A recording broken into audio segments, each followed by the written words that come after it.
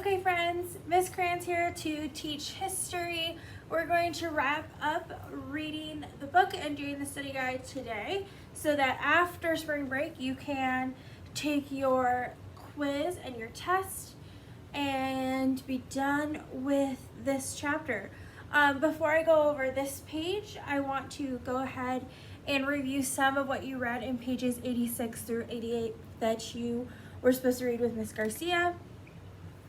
Here's some things that I pulled out that I feel are important. A name to start with, George Rogers Clark. He is the hero of the frontier. His victory gave America a strong claim to the frontier. That's how we get those 5 Midwestern states. Something also in these pages that you would have read about are the American Indians and their impact. And we find that the American Indians actually favored Great Britain versus America or the French. We know that the French sided with America and helped them out, but the Indians decided to go with Britain for a couple of reasons. Great Britain offered better rewards to the Indians for siding with them, for choosing to help them out versus the Americans.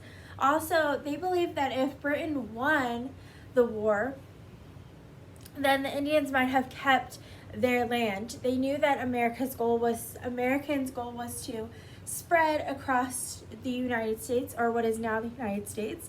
So if Britain won, they were hoping they'd get to keep their lands. In this section, you also read about how Great Britain moved south to try to conquer the southern part of the 13 colonies. So in December 1778, they claimed Savannah, which is in what state? You should have said Georgia. In late 1779, they tried to capture Charleston, South. What state is that? And in May 1780, Britain actually did win Charleston, South Carolina. If you guessed South Carolina, you're correct. And Great Britain had a really great general. General Charles Cornwallis was a great general for Great Britain. Despite these 2 great victories for Great Britain, the South did not fall completely. Okay, they had people who were fighting back. Francis Marion and Thomas Sumter fought back against Great Britain. In 1780, we see General Gates, who lost against General Cornwallis. We see Nathaniel Greene.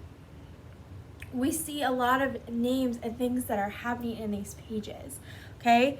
On this page is page 60 in your study guide.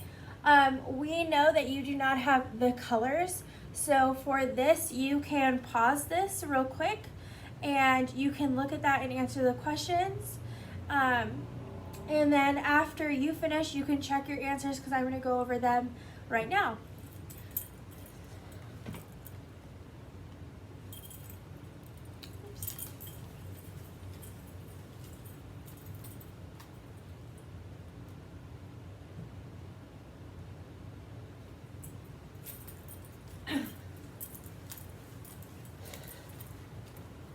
Okay, so for the blue arrow in this map, this is American and French campaigns.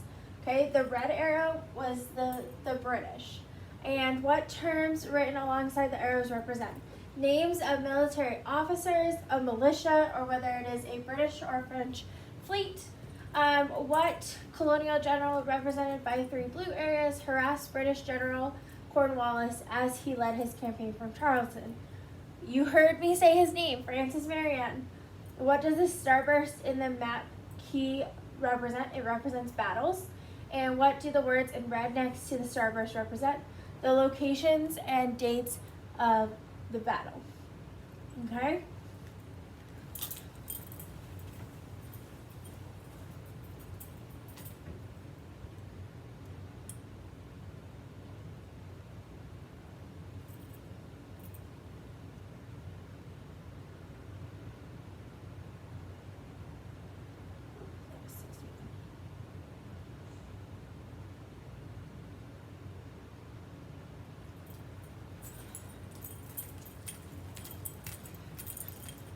Okay, and just one slight correction.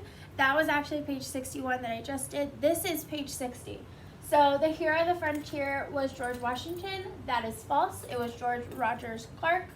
During the Revolutionary War, American Indians usually favored the British. An important Indian chief named Joseph Brant fought in many battles against the American forces. That is true. In the South, men such as Francis Marion and Thomas Sumter were gathered militias to harass British troops. Is true. Number 5, a Quaker named Nathaniel Greene was sent to lead the Continental Army in the North after the Battle of Kings Mountain. It is false. It is actually the South. Number 6, the British hoped General Cornwallis would unify the southern states as loyalist colonies. That is true. And number 7, when General Gates led his army against Cornwallis in Camden, South Carolina, the Patriots won a crushing victory. That is false. It was actually the British who won. Okay? So make sure you have those right answers and that you also go to page 61 and color in that map and answer those questions. I know it's hard because your paper is in black and white, but you have a great picture where you can pause it on here and look at it that way and answer those questions. So today your assignment is to read and finish the chapter, pages 89 to 91, which will finish the chapter, so you'll be done reading. And in these chapters, you're going to see the Battle of Yorktown. You're going to see how America wins by surprising General Cornwallis, who we just talked about was a great British general. We're going to see the Peace of Paris, which is where these countries that were involved in the Revolutionary War, so America, Great Britain, France, come together and decide, okay, now what happens? Who gets what land?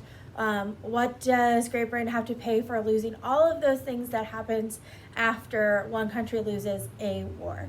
Okay, you're also going to see that we finally have American independence in 1783, and you're going to see how exciting that is. And in the next chapter, chapter 5, we're going to actually learn about what the country looks like in those beginning years.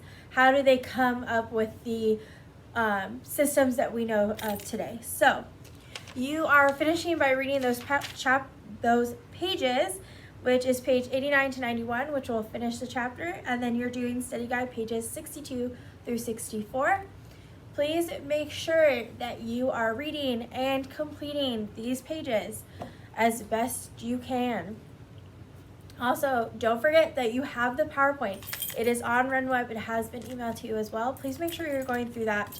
Your quiz and test will be after spring break, okay? Which you already have in your stuff. You should have that. If you don't, please email your teacher so that we can get that to you. Otherwise, that is all that I have for history. I hope you enjoyed this lesson, and I hope you're keeping up, and I hope you guys are all doing well. I will see you in the next video. Bye, guys.